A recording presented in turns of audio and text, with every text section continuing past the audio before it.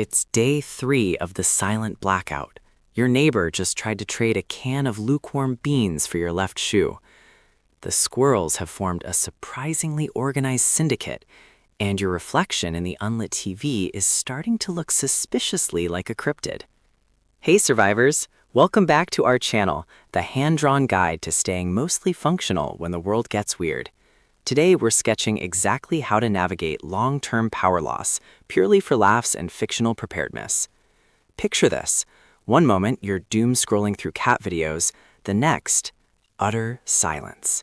Not a flicker, not a hum, just the sound of your own heart hammering against your ribs. No EMP pulse, no alien invasion, just nothing. The power grid? Gone. Your phone? Dead. The Wi-Fi? A relic of a forgotten age. This isn't a blackout that lasts hours. This is the big one. Weeks, months, forever. Scenario number 1, the first 24 hours, the grand scramble. Check the sketch. It's pure, unadulterated neighborhood panic. You see folks staring blankly at dead cell towers, realizing their entire digital existence just evaporated. Their first mistake? Assuming it's a temporary inconvenience. Yours? Not immediately realizing your cat now expects you to provide the ambient glow of the laptop screen. The real challenge isn't the physical scramble, it's the mental gymnastics. Everyone's running around like headless chickens trying to charge devices that will never charge again. They're emptying grocery store shelves of things that need to be refrigerated, which, spoiler alert, isn't going to work out long term. Your immediate priority is less about hoarding toilet paper and more about appreciating the sheer absurdity of a silent world.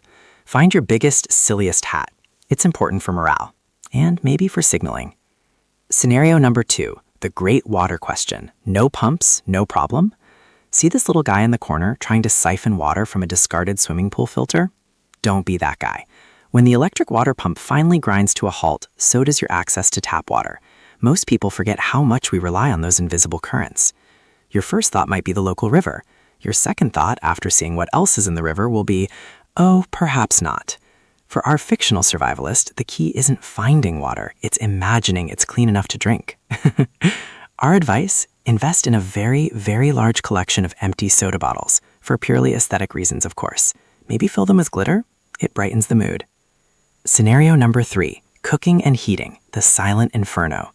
Without power, your microwave is just a shiny metal box. Your gas stove?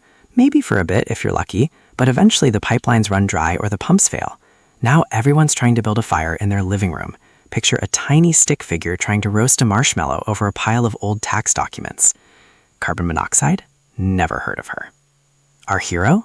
They're embracing the cold, crunchy aesthetic. They're eating everything straight from the can, claiming it's a rustic culinary experience. And for heat, they're just wearing all their clothes, simultaneously, including the silly hat. It's a bold fashion choice for the apocalypse. Scenario number 4, the panic spiral. Mistakes were made. When the grid first collapses, everyone rushes for the same few things: batteries, generators, fuel. But those things have a shelf life, much like your sanity. The biggest mistake? Believing that a noisy, gas-guzzling generator is a long-term solution. It's basically a giant siren screaming, "I have things you want, come take them." Our fictional survivalist? They made a different mistake. They stocked up on nothing but novelty socks. And now they're trying to trade a pair of socks with tiny unicorns on them for actual food. It's not going well. Morale, however, is through the roof. Those unicorns really lift the spirits. Scenario number 6, sustaining morale and munchies, the art of rationing. Days turn into weeks. Weeks turn into that weird period where you forget what day of the week it is. Food runs low. This is where the true test of fictional fortitude comes in. People start getting creative. See this drawing of a person meticulously dividing a single cracker into exactly 17 crumbs? That's dedication. Our hero has a different approach. They've declared that every meal is now a guess the flavor challenge, even if it's the same old dry lentils. And for morale, they've started a neighborhood apocalypse Olympics with events like extreme can stacking and synchronized whistling at the moon. Prizes are usually those unicorn socks.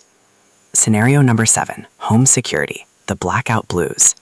When darkness reigns, the neighborhood suddenly feels bigger, quieter, more prone to impromptu raccoon parades. With no streetlights, no alarm systems, and no internet-connected doorbell cams, your home goes from cozy sanctuary to a shadowy question mark. Most folks will try to barricade their doors with old furniture. Our fictional protagonist, they've embraced the art of camouflage. Their house is now painted entirely in camouflage patterns. The windows are covered with drapes that look like bushes, and the front lawn, a dense thicket of intentionally overgrown weeds, forming a protective, slightly itchy barrier. It's less about stopping intruders and more about making them really confused about where your house even is. They also hung up a sign that says, "Beware of the highly sarcastic, moderately territorial garden gnome." Scenario number 7, the long haul, when silence becomes normal. As weeks bleed into months, the world outside changes. People adopt or they don't. The idea of the power coming back on fades into legend. This is where community, real or imagined, becomes a weird, vital thing.